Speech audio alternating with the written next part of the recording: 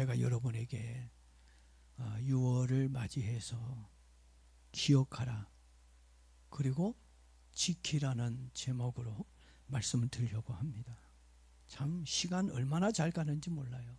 벌써 6월이 되었습니다. 이 6월에는 굉장히 날씨가 더워지니까 6월이 되면 시원한 에어컨 바람이 생각이 나고 또 아주 시원한 냉면이 생각이 많이 납니다. 그렇지만 대한민국 국민이라면 먼저 조국의 아픈 역사를 좀 떠오르게 됩니다. 그리고 두 번 다시는 6.25와 같은 비극이 우리나라에 일어나지 않기 위해 조국을 지키겠다는 마음을 가지게 됩니다. 저만 그런가요? 여러분은 그렇게 생각 안 듭니까? 나라의 비극이 또다시 일어나면 안 되지 않습니까? 저는 자주 이런 생각을 가져봅니다. 주일마다 은혜로운 예배를 드릴 수가 있고 사랑하는 가족과 함께 맛있는 음식을 즐기고 친구들과 취미 생활을 할 수 있도록 자유를 주시고 물질을 주신 하나님을 찬양하게 됩니다.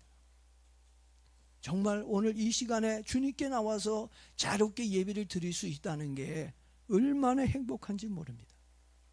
여러분들은 우리나라가 어떻게 자유를 얻게 되었는지 아십니까? 지금 우리들이 누리고 있는 이 소중한 자유와 행복이 저절로 왔다고 생각을 한다면 그것은 역사를 망각한 사람이며 애국심이 없는 사람이라고 생각합니다. 자유와 행복은 공짜로 얻을 수 있는 게 아닙니다. 우리의 구원이 누구를 통해서 얻어진 겁니까? 예수님의 십자가의 죽음을 통해 우리의 구원이 왔습니다.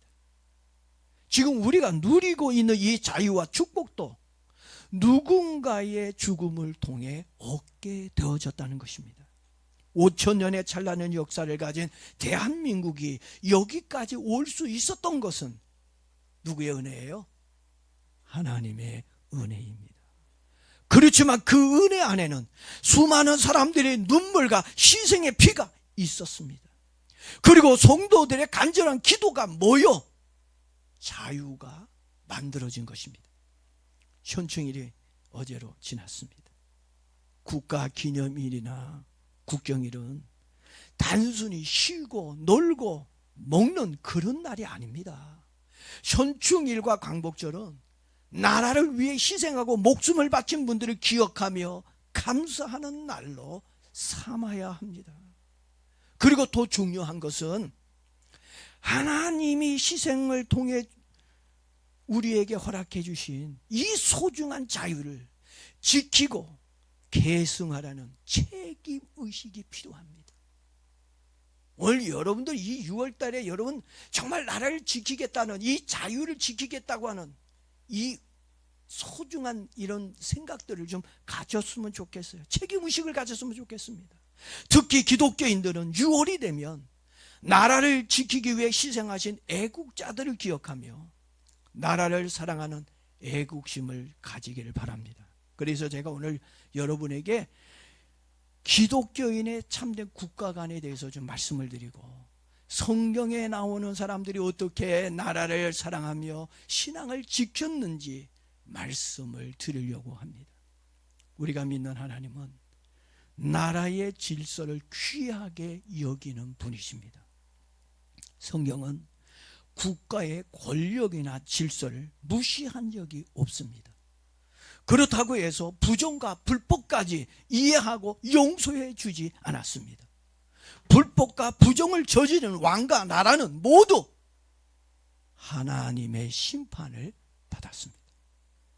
역사가 그것을 말해주고 있습니다. 로마서 13장 1절에서 사도 바울은 이렇게 이야기를 합니다. 각 사람은 위에 있는 권세들에게 복종하라. 권세는 하나님부터 나지 않음이 없나니 라고 말하고 있습니다.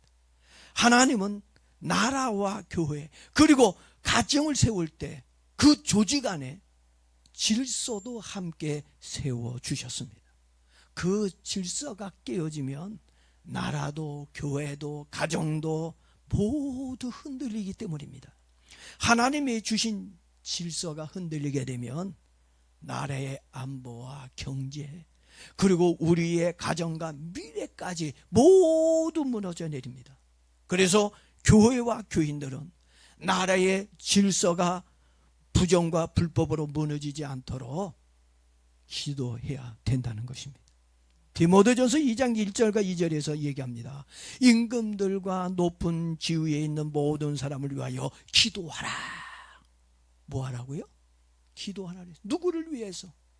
임금들과 높은 어떤 지위와 권력을 가진 사람들을 위해 너희가 기도해라. 왜 기도하라는 겁니까? 그들을 위해 기도하고 그들이 정치를 잘하고 그들이 살림을 잘하면 결국은 누가 편안해진다는 거죠? 너희가 편안해지기 때문에. 그러나 그들이 정치 잘못하고 살림을 잘못하면 결국 힘들고 불행해지는 건 누구의 목이라고요? 너희의 목이라는 얘기입니다. 그래서 우리가 모든 경건과 단정함으로 고요하고 평안한 생활을 하려 함이라고 말해주고 있습니다. 여러분, 나라가 편안해져야 교회도 가정도 모두 평안해지는 것입니다. 오늘 우리가 편안하게 예배를 드리고 자유롭게 살 수 있는 것을 당연시하는 분들이 있어요. 당연히 그냥 우리는 이렇게 자유를 누리고 물질의 복을 누리며 산다, 이렇게 생각하는 분들이 있습니다. 그런데 여러분, 다른 나라들을 좀 보십시오. 예배를 드릴 수 없도록 통제하는 나라들이 얼마나 많이 있는지 모릅니다. 여러분들이 잘 알고 있는 대로 공산국가나 이슬람 국가들이 대표적인 나라들입니다. 공산국가에서 예배 제대로 드릴 수 있어요? 물론 예배 드리라고 허락을 하지만 통제 안에서 그들이 원하는 말을 해야지, 그들이 원하지 않는 말을 하게 되면 교회가 폐쇄당하는 거예요. 예배를 드릴 수 없습니다. 그리고 예배를 드리다가 걸리면 감옥에 끌려갑니다. 그리고 고문을 받다 죽는 일도 생깁니다. 그렇지만 우리나라는 자유롭게 신앙생활을 할 수 있으니 얼마나 감사한 일입니까? 그렇지만 이 소중한 자유가 영원할 거라고 여러분 생각하면 안 됩니다. 이 나라가 하나님께 범죄하면, 우리 국민들이 하나님께 범죄를 하면, 또는 잘못된 이념 사상을 가진다면 소중한 자유를 잃고 통제와 억압 속에서 국가가 배급해 주는 것으로 먹고 살 수가 있을 것입니다.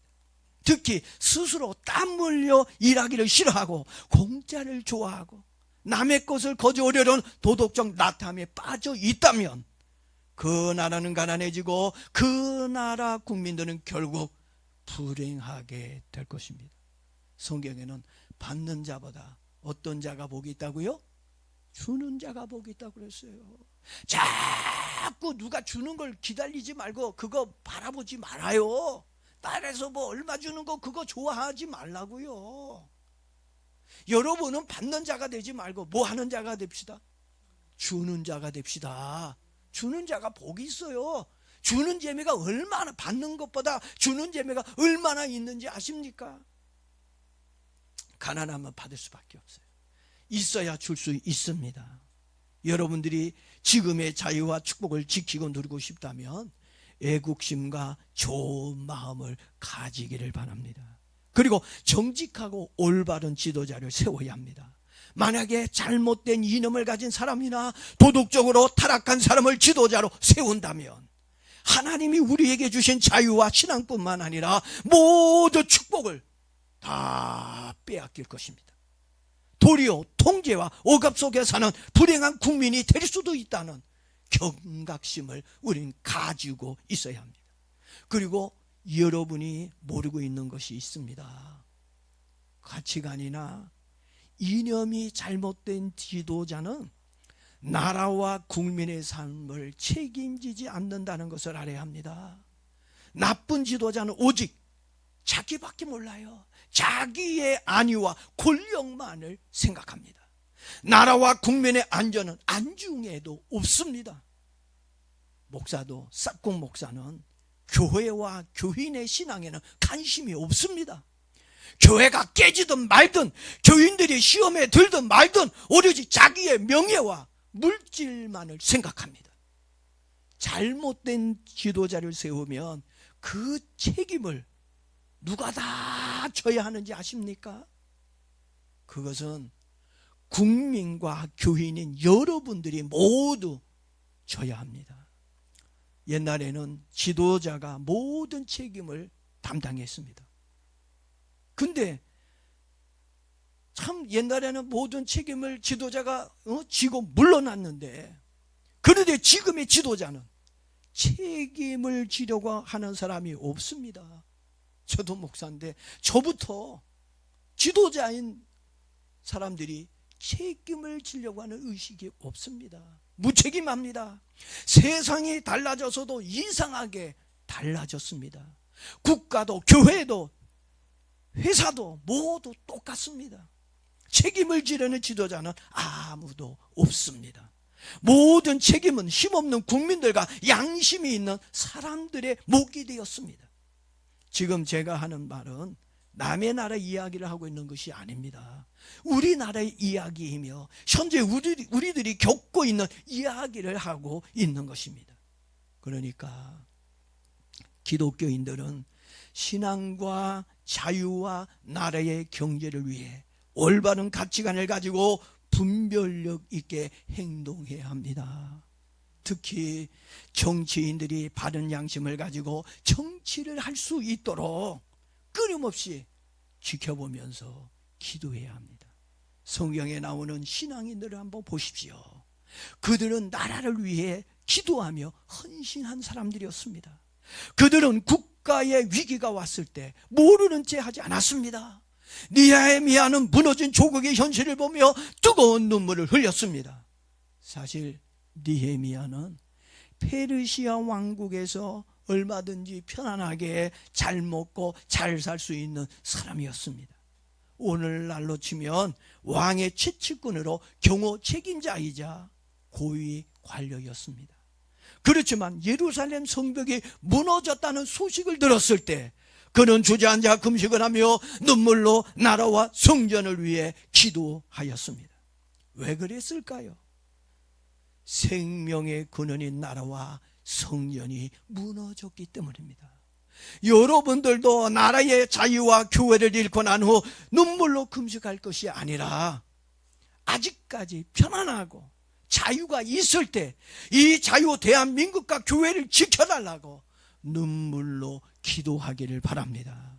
직접 무너진 성벽 재건에 앞장을 섰습니다. 그리고 대적들의 위협 앞에서 백성들에게 이렇게 외쳤습니다. 오늘 본문 4장 14절 이렇게 외친 겁니다. 너희는 그들을 두려워하지 말고 지극히 크시고 두려우신 줄을 기억하고 너희 형제와 자녀와 아내와 집을 위하여 싸우라, 이렇게 외쳤습니다. 하나님은 비겁하게 가만히 있거나 도망치라고 하지 않았습니다. 가족과 신앙과 나라를 위해 용감하게 맞서 싸우라고 권면하고 있습니다. 믿음은 비겁함이 아니라 책임입니다. 예수 믿는 사람들은 뭘 가져야 돼요? 책임감을 가져야 되는 거예요. 나라가 어려워지면 거기에 대한 책임감, 교회가 어려워지면, 가정이 어려워지면, 내 회사가 어려워지면 거기에 대한 책임감을 기독교인들은 가지고 있어야 된다는 얘기입니다. 다니엘 역시 나라가 위기가 왔을 때 믿음을 지켰습니다. 포로로 끌려갔지만 바벨론의 지도자로서 끝까지 충성을 했습니다. 그는 부패하지 않았고 거짓 정치를 하지 않았습니다. 하나님과 백성 앞에서 정직하고 깨끗한 신앙과 정치인으로 살았습니다. 이 땅의 모든 지도자들이 좀 다니엘을 본받았고 또 느헤미야를 좀 본받았으면 좋겠습니다. 그래서 나라와 국민을 위해 그리고 교회와 교인을 위해 정직하게 헌신하는 사람들이 되었으면 좋겠습니다. 그리고 신앙인은 세상을 정죄하고 비판만 하고 있어서는 안 됩니다. 빛과 소금처럼 사회를 건강하게 만드는 역할을 해야 합니다. 특히 우리나라는 눈물의 기도 위에 세워진 나라입니다. 대한민국은 하나님의 기적이 있는 나라입니다. 전쟁의 폐해 속에서 할 수 있다는 믿음과 새마을 운동으로 기적을 일으켰습니다. 그리고 보라는 듯이 환경의 기적을 일으켜 경제대국이 되어 세계를 깜짝 놀라게 하였습니다. 세계 역사상 전쟁의 폐해 속에서 원조를 받았던 나라가, 정말 가난했던 나라가 이토록 짧은 시간에 경제 성장을 이루어 받는 나라에서 주는 나라로, 경제 대국과 선교 강국으로 성장한 나라는 그 어떤 나라에서도 찾아볼 수 없는 기적의 나라로 만들었습니다. 6.25 전쟁 당시 이 땅은 잿더미였습니다. 당장에 먹을 것이 없었고 나라는 없어질 위기에 처해 있었습니다. 감사한 것은 미국이 우리나라를 도와주지 않았더라면 한국은 벌써 북한에 먹혀 공산국가가 되어 북한 주민들처럼 자유를 잃고 노예로 살고 있었을 것입니다. 지금도 6.25 전쟁을 생각하면 정말 아찔해집니다. 그때 수많은 젊은이들이 피를 흘리며 싸우다 죽었습니다. 이름도 남기지 못한 무명의 용사들, 어린 학도병들, 그리고 자식을 눈물로 전쟁터에 보낸 부모님들이 있었습니다. 또한 미국을 중심으로 한국을 도와 형제의 나라들이 있었습니다. 22개의 나라가 한국 전쟁을 도왔고 미국 군인은 약 178만 9천 명이 참전을 했고 4만 명이 넘는 사람들이 한국을 위해 싸우다가 죽었습니다. 그들의 숭고한 희생 덕분에 남한은 자유 대한민국으로 살아남았습니다. 우리 국민들은 우리나라를 지켜준 고만 형제 나라와 하나님의 은혜를 잊지 말아야 할 것입니다. 그리고 우리 교인들이 또 잊지 말아야 할 것이 한 가지가 더 있습니다. 전쟁의 위기 속에서도 한국교회는 날마다 부르짖으며 살아계신 하나님께 기도를 드렸습니다. 하나님, 이 나라를 제발 살려 주옵소서. 하나님, 이 나라가 공산국가 되면 다 죽습니다. 자유가 없는 공산국가에서 살지 않도록 하나님, 우리 이 남한을 하나님 지켜 주옵소서. 공산국가 되지 않도록 지켜달라고 매달리며 대통령과 전 국민이 교회에 나와 엎드려 기도를 드렸습니다. 폐해 속에서도 교회의 종소리는 멈출 줄 몰랐습니다. 절망과 죽음 속에서도 신앙과 자유를 포기하지 않았습니다. 대한민국의 발전과 성장 뒤에는 성도들의 눈물 흘린 기도가 있었다는 거 기억하기를 바랍니다. 한국의 기적은 뭘로 일어났어요? 기도로 세워졌다는 얘기입니다. 피와 기도로 지킨 나라가 잘못되지 않도록 계속해서 믿음을 가지고 우리는 기도해야 될 줄로 믿습니다. 만약 우리나라에 종교의 자유가 사라지고 사상의 위기가 온다면 교회도 가정도 모두 불행해질 것입니다. 왜냐하면 자유가 없어지면 자연스럽게 개인이 통제를 당하는 사회주의나 독재 국가가 되기 때문입니다. 하나님이 주신 소중한 신앙과 자유를 꼭 지키며 살길 축복합니다. 그래서 우리는 다시 일어나 무너지고 있는 성벽을 새롭게 세워야 합니다. 여러분, 나라가 무너지는 것은 칼과 총으로만 무너지는 거 아닙니다. 우린 좀 오해하는 부분이 있어요. 나라가 꼭 전쟁을 통해서만 무너진다는 생각, 그런 생각들은 많이들 가지고 있는데 꼭 총과 칼 때문에 무너지는 게 아닙니다. 가치관이 잘못되어지면 나라와 교회는 그냥 무너지는 겁니다. 가치관이 뭡니까? 무엇이 중요하고 옳다고 생각하며 살아가는 기준을 말하고 있는 겁니다. 가치관이 잘못되면 혼란이 오고 무질서해집니다. 과거 우리 민족이 일제의 어두운 억압에서 벗어나 마침내 해방을 맞았을 때를 기억해 보십시오. 광복의 큰 기쁨도 잠시, 이 땅에는 무엇이 옳고 그른지 분별하기 힘든 극심한 이념적 혼동과 가치관의 대립이 생겼습니다. 중심을 잡아주어야 할 영적 기준이 흔들리자 사회는 극단적인 갈등으로 우파와 좌파로 나뉘어 분열되었고, 서로를 향한 불신과 다툼으로 가득해졌습니다. 국가라는 영적 성벽에 금이 가기 시작할 때 안타깝게도 교회마저 영적인 깊은 잠에 빠지고 말았습니다. 말씀의 절대적인 가치와 기준이 흐려지자 기도의 불길이 약해졌습니다. 그러자 사회는 도덕과 진실보다는 이기주의와 거짓이 판을 치는 사회가 되었습니다. 지금 우리 대한민국이 그때로 돌아간 것 같아요. 그때의 모습이 보이고 있습니다. 여러분들은 이 대한민국을 지금 어떻게 생각합니까? 어떻게 보고 있습니까? 과거의 혼란스러웠던 영적 위기가 오늘 이 시대에도 그대로 나타나고 있어 정말 염려가 됩니다. 수많은 가치관과 이념들이 충돌을 하며 이 사회는 갈등 속에 갈게갈게 찢겨져 만신창이가 되어가고 있습니다. 교회 또한 신앙의 야성을 잃은 채 영적인 깊은 잠에 빠져들고 있습니다. 저와 여러분들은 교회와 나라의 위기의식을 좀 느끼고 깨어나야 될 때가 됐다고 생각합니다. 느헤미야처럼 무너진 성벽을 다시 세우는 재건의 의지가 있어야 합니다. 무너진 나라의 가치관을 바로 세우고 무너진 신앙을 다시 세워 교회의 영성을 회복해야 합니다. 성경은 지도자의 중요성을 끊임없이 강조합니다. 앞으로 지도자가 되기를 원하는 사람들은 좀 잘 듣고 좀 새겨들었으면 좋겠어요. 잠언서 29장 2절입니다.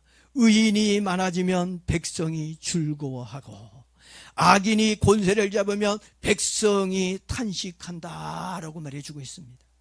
지도자의 한 사람이 얼마나 중요한지 모릅니다. 영적인 지도자와 도덕적 지도력을 갖춘 올바른 지도자가 세워져야 나라의 안보와 국가의 경제와 그리고 교회와 가정 모두가 편안해질 것입니다. 지금 우리나라에 필요한 지도자는 국가 안보와 국민의 생명을 소중히 여기는 지도자, 다니엘처럼 거짓이 없는 진실한 지도자, 도덕과 질서를 존중히 여기며 가정을 소중히 여기는 지도자, 하나님의 말씀을 제대로 전하고 가르치는 지도자, 청년들에게 새 희망을 주고 경제를 살릴 수 있는 능력 있는 지도자가 세워지기를 기도해야 합니다. 자녀가 잘못되어지면 누구의 책임입니까? 물론 본인의 책임이 가장 큽니다. 그렇지만 부모의 책임입니다. 교회가 잘못되어지고 나라가 잘못되어지는 것은 모두 다 누구의 책임입니까? 하나님을 믿는 사람들의 책임입니다. 목사의 책임이고 교인들의 책임입니다. 교회와 나라를 바르게 세우고 살릴 수 있는 방법은 오직 한 가지밖에 없습니다. 가장 중요한 것은 우리의 회개입니다. 나라의 문제를 정치인의 탓으로만 돌려서는 안 됩니다. 국가의 수준은 결국 그 국민의 수준이기 때문입니다. 내 수준이 낮으니까 지도자들도 수준이 낮은 지도자가 생기는 거예요. 우리의 국민의 의식이 높아지고 교인의 신앙이 높아지면 좋은 지도자를 세울 수 있는 겁니다. 이제 우리 교회가 먼저 회개하고 깨어나야 합니다. 성도가 먼저 정직해야 하고 우리 교회부터 바로 세워져야 합니다. 어떤 지도자가 세워지느냐가 그것도 중요하지만 우리가 어떤 국민, 어떤 성도가 되느냐가 더 중요한 것입니다. 역대하 7장 14절은 말씀합니다. 내 이름으로 이끄는 내 백성이 그들이 악한 길에서 떠나 스스로 낮추고 기도하여 내 얼굴을 찾으면 내가 하늘에서 듣고 그들의 죄를 사하고 그들의 땅을 고칠지라 얘기합니다. 하나님은 우리가 회개하고 돌이킬 때 우리의 땅을 고쳐주시겠다고 약속해 주셨습니다. 우리의 신간 능력으로는 회복하기가 힘든 상태가 되었습니다. 전 그래요. 우리나라 전반적 모든 사회 구석구석을 봐도 우리나라는 정말 회복할 수 있는 자생력이 없어요. 능력이 없습니다. 오직 하나님의 은혜만이, 우리가 회개할 때 하나님의 은혜만이 회복의 역사가 일어날 거라고 저는 생각합니다. 땅을 고쳐주시는 하나님의 손길이 임한다면 새 희망이 우리나라에, 우리 교회에 생길 줄로 믿습니다. 이제 말씀을 좀 맺도록 하겠습니다. 국경일과 기념일은 단순히 과거를 추억하고 노는 날이 아니라고 말씀을 드렸습니다. 내가 앞으로 이 나라를 위해 무엇을 해야 할지를 생각하고 결단하는 날로 삼아야 합니다. 우리는 나라와 교회를 위해, 그리고 지도자를 위해, 그리고 다음 세대를 위해 기도해야 할 것입니다. 여러분, 감정에 흔들리지 마십시오. 그리고 거짓 선동에 더 이상 속지 마십시오. 나라의 미래를 생각하는 성경적 가치관과 영적 분별력을 가지기를 축복합니다. 자유민주주의를 잃으면 신앙도 복도 모두 잃어버릴 수 있다는 경각심을 가졌으면 좋겠습니다. 우리나라와 우리의 미래가 심히 염려가 되지만 모든 염려 다 주께 맡기라는 말씀을 따라 다 주님께 모든 염려를 맡기려고 합니다. 우리의 믿음과 가정, 그리고 이 나라를 지켜주실 걸 믿습니다. 우리 한번 나라를 위해, 또 우리 교회를 위해, 여러분의 가정과 여러분의 삶을 위해 우리 한번 같이 간절하게 기도하도록 하겠습니다.